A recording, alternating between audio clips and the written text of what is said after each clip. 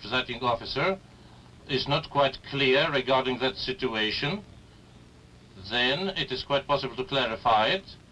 And after my explanation, it seems that this lack of clarity should end, that the situation should be clarified. The Soviet amendments and additions are amendments and additions, and the conference should discuss them and take decisions regarding each of them, decisions mainly of substance. If after that, after this additional explanation of mine, the President will refuse to permit a discussion of the Soviet amendments and additions, and also,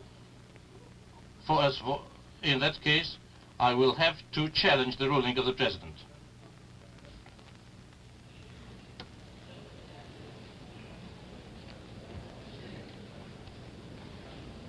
The Soviet delegate has correctly interpreted the position of the chair, which is that at the present time, a discussion of any so-called amendments to the treaty is out of order.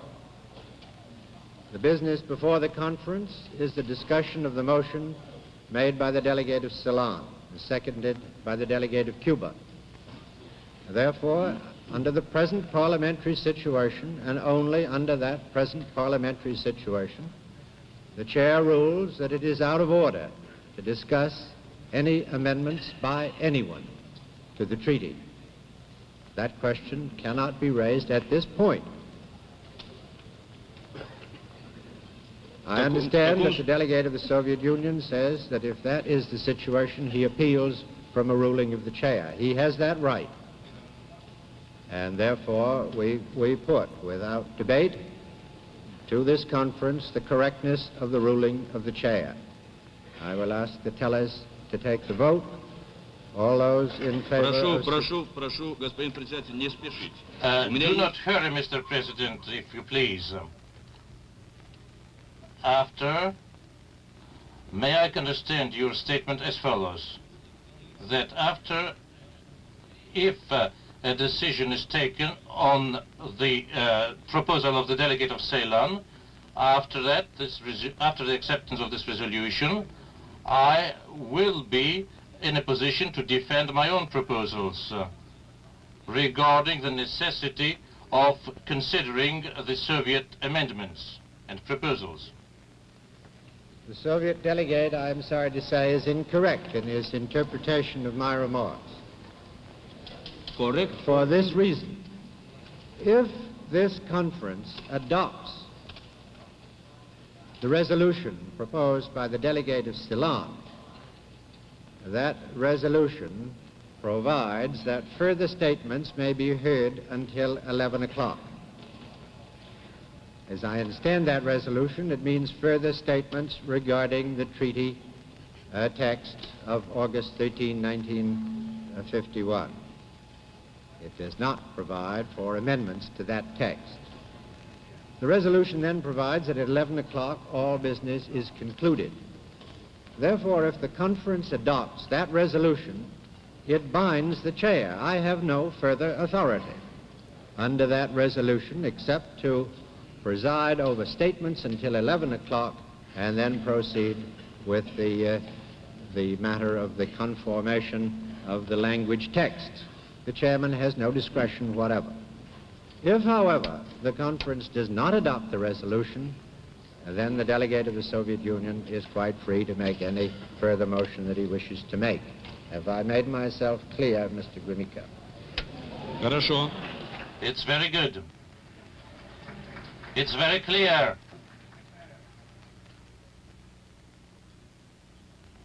In this case, I will ask on a decision regarding the proposal of the delegate of Ceylon, and after that, I will make a proposal regarding the necessity, regarding the discussion on Soviet proposals, and of accepting a decision of the conference regarding those proposals. If, however, the resolution of the representative of Ceylon is not accepted, then I will be in order to proceed as I had said.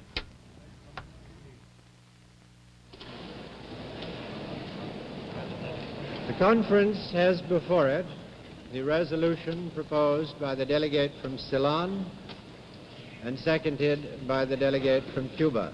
Is there discussion of that resolution?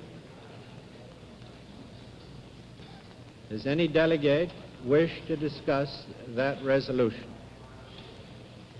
Floor is open for discussion. This is the opportunity to have it.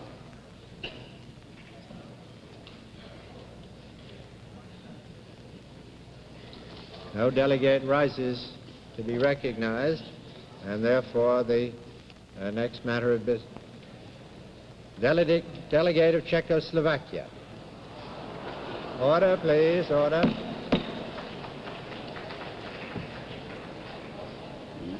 Mr. President, it was only to ask you to be so very kind and to repeat the last sentence you said. I didn't get it. It was only for this that I asked the floor. Yeah. Sorry to say, I don't remember. Which last sentence is it? The last that you said. What was now before the conference? The last sentence I said, I believe, was that the question of the motion proposed by the delegate from Ceylon and seconded by the delegate from Cuba was now open for debate. If you wish to debate that motion, you have your opportunity to do so.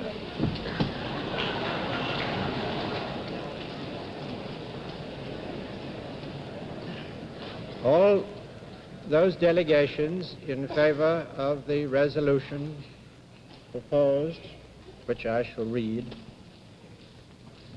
The resolution before us is resolved that further statements may be made up to 11 o'clock, provided that no statement may exceed 30 minutes in length. At 11 o'clock, all business of the conference shall be deemed concluded, with the exception of items 5 and 6 of Article 17 of the Rules of Procedure. Now, items 5 and 6 of Article 17 of the Rules of Procedure are as follows. 5, report of the Secretary General on conformity of the different language texts of the treaty. 6, ceremony of signing the Treaty of Peace with Japan. All those delegations in favor of the motion made and seconded will signify by having the chairman or senior delegate raise his hand, and please keep it raised.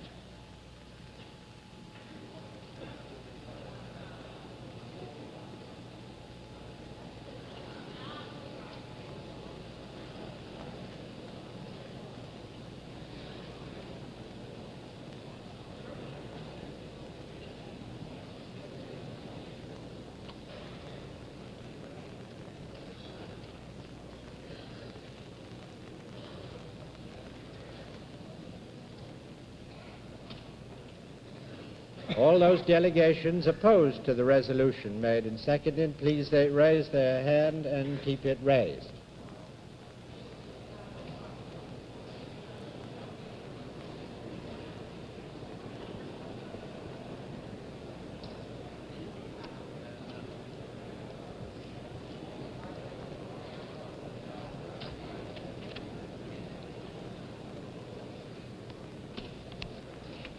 The resolution proposed by the delegate from Ceylon is adopted by a vote of 41 to 1.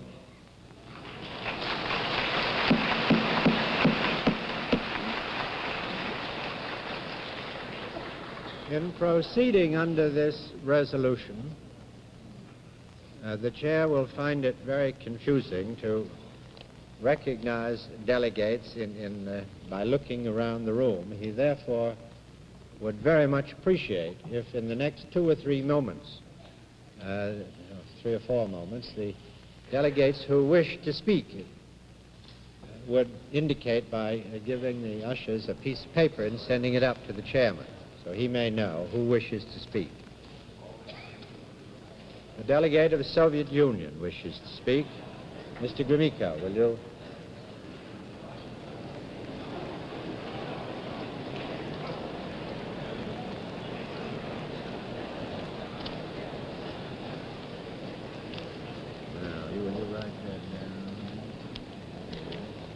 Господин председатель, как видите, положение не изменилось. In fact, the situation has not changed either before or after the acceptance of this resolution. Considering your announcement, which was made before this resolution was accepted, there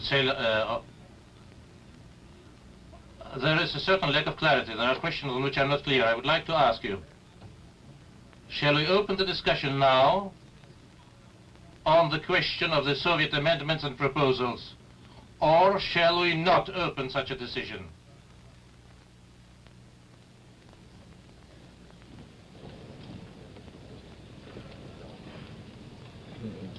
Under the understanding of the chair is that Mr. Gromyko is entitled to make a statement for 30 minutes. I do not know what he proposes to say in that statement. I therefore urge him to proceed with his statement. If he makes a motion in the course of that statement, I will rule on the motion when it is made. Конечно, председатель свободен не отвечать на вопрос. The President is free not to answer my question, but I have asked the question, does the President intend to put to the vote the Soviet amendments and additions? Is my question unclear? Если нужно подумать для того, чтобы If we have to think about an answer to give me, I am ready to wait until the President thinks it over. There's no necessity for Mr. Gromyko to wait. The answer to the question which he has just put to me is very clear indeed.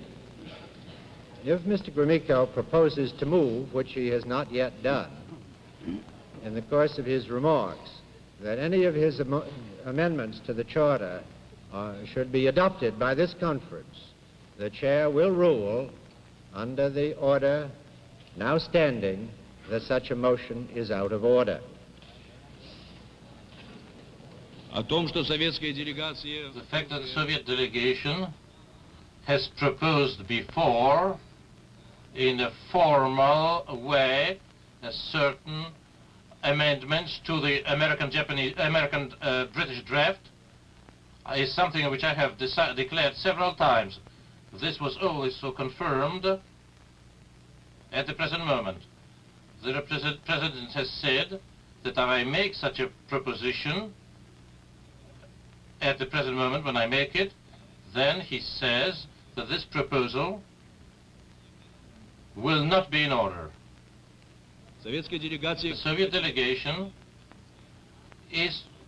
makes protest against this decision of the chair, challenges this decision. The delegation of the Soviet Union has shown previously that the right of a member of any international conference is to make amendments and additions to any project which is being contemplated by this conference. That this is a right which is based on international practice, whether the President is or is not agreeable to such a manner of proceeding. In spite of that, a proposition has been created right now so that the President tells us that the Soviet amendments and additions concerning the peace treaty with Japan, proposed formally moved at the present conference, should not be discussed and should not be voted upon. Such a position is entirely incorrect, is illegal, and has no precedent. The practice of international conferences does not show one single example of a case where a member of the conference cannot make a project regarding amendments or changes to the subject under discussion after having formally made such a proposal. In the session of the General Assembly and several other examples, in the session in San Francisco in 1945, when the Charter of the United Nations was being adopted, was there one single example of a case where amendments concerning the project were not discussed and where the vote was not taken on the subject. There were never a case of an example of such a situation. And the right of bringing in amendments to any project being discussed is something which is, even if it were accepted in a provisional way, is entirely impossible. This conference, without any, is an exception. And in spite of the fact that we are in the United States of America, and that the representative of that country is the president, it seems to me that we cannot deprive the other delegation of the rights, of the basic rights, the basic right of making amendments and proposals. And for that reason, I demand a vote regarding those proposals and amendments. A certain decision must be taken regarding those proposals of amendments to the peace treaty with Japan, and I have never made a secret of the fact that I consider that this, it's a simple diktat to force people to accept without any change the American-British project of a peace treaty with Japan. And we must discuss that. We cannot, it is a violation of a gross violation of elementary rights than to oppose something which is simply convenient to the United States of America. As a result of this situation, this conference a meeting of representative of sovereign states trying to reach a just and acceptable peace, or is it simply a formal and empty procedure which has for purpose a simple blank signature for the American-British project of a peace treaty with Japan? If this is a conference, and if there are among the conferences, governments here, governments which are ready to accept such a position, the Soviet Union is not ready to follow that path. And it is, such a situation cannot be explained by anything else than by a fear of public censorship, of discussion in public of the proposals made by the Soviet Union regarding amendments to the treaty with Japan. Since this project, this draft, as this was shown in the previous intervention of the Soviet delegation, does not create peace in the Far East, but on the contrary transforms Japan into an American war base, military base. And this was shown even in the speech of the Prime Minister of Japan. And it's also a complete, this despises the rights of the Japanese people, and this is an example simply of an imperialist policy in the Far East, and aims at creating starting a new war. And for that reason, the Soviet delegation insists on a discussion of this consideration of the proposals it has made regarding, in particular, democratization of Japan, defense against Japanese militarism. Those who do not wish to speak on the subject of the Soviet proposals, and those who do not have anything to say, do not need to take the floor. It's not a question of time, but we know that there are certain governments which now are thinking about the proposals we have made, and which are wondering if they'll accept the project, of the British-American project of the peace treaty. And we are quite certain that the corrections and amendments we have made to the draft peace treaty will correspond now to the aims of the peace-loving people, and in particular the peace-loving peoples of Asia, and in particular Japan, because they promote peace and security.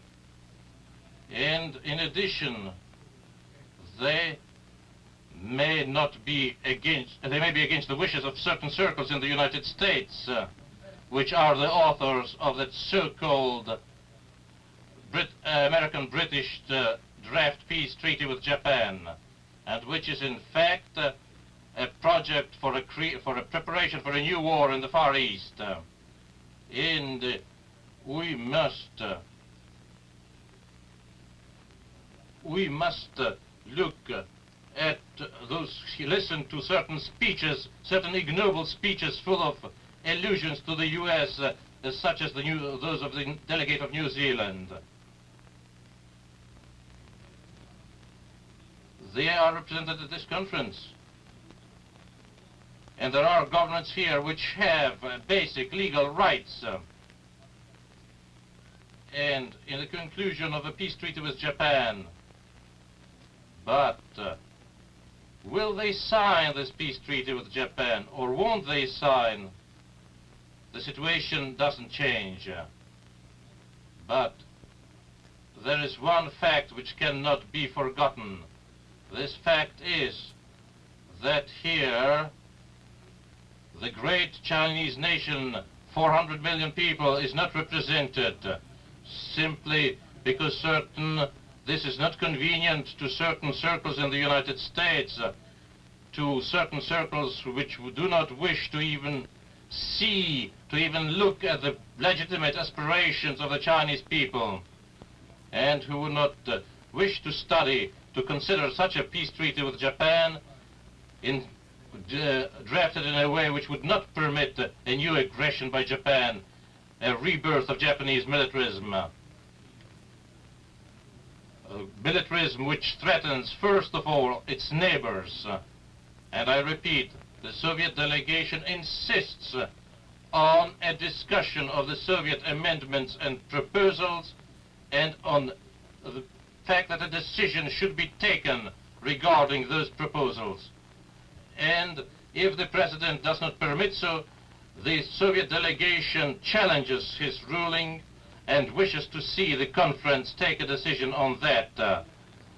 We must take a definitive decision regarding the Soviet amendments and proposals. We have no doubt that no matter what may be the vote regarding Soviet amendments and proposals, the Soviet proposals will find a warm welcome in the hearts of many peoples, and first of all, among the countries of the nations, the peoples of Asia, who will understand and who will not fail to understand and appreciate the Soviet proposal. And won't it be possible for the people to, whenever we will see that someone will become acquainted with our proposals, all those who will become acquainted with them will see that our proposals have for aim, for purpose, peace in the Far East and security.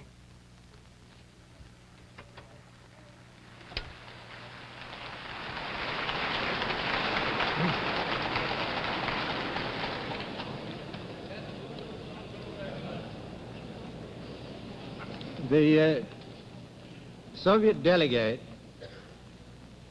has challenged the ruling of the chair.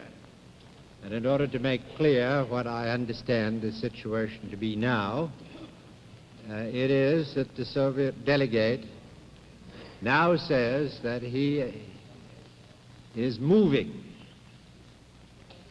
the amendments which were in his statement as amendments to the treaty, and he challenges the ruling of the chair that such a motion is out of order. Now, before putting that, the chair, in consideration of his colleague, the vice president, who was presiding at the time, wishes to point out that Mr. Gromyko's statement that he has at all times stated that he was proposing these amendments does not accord with the transcript of the record. In the course of his speech, he was asked by the vice president, who was presiding, whether he was proposing amendments. At that time, he said, "I am making a statement." If he wished to raise the issue of the ability to make amendments, that certainly was the time to do it, but he did not do it. However, he is doing it now. and he has a right to appeal from the ruling of the chair. The chair has ruled that Mr. Gromyko's motion, that we now consider his amendments to the treaty, is out of order. And the chair rules that it's out of order because it conflicts with our rules of procedure and with the motion recently adopted under those rules of procedure.